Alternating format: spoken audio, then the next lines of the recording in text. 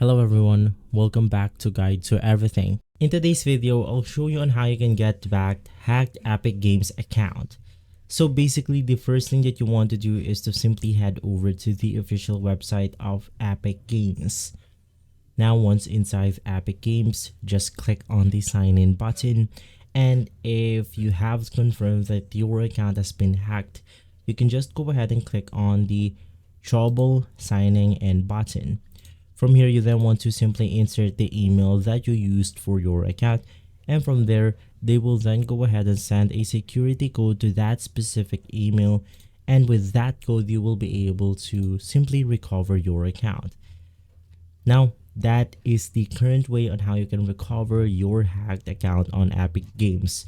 Now, it's simple. Just go ahead and grab the security code from your email and you should be good to go. If this video has been helpful, leave a like, subscribe, and follow Guide to Everything for more videos like this. Thanks for watching.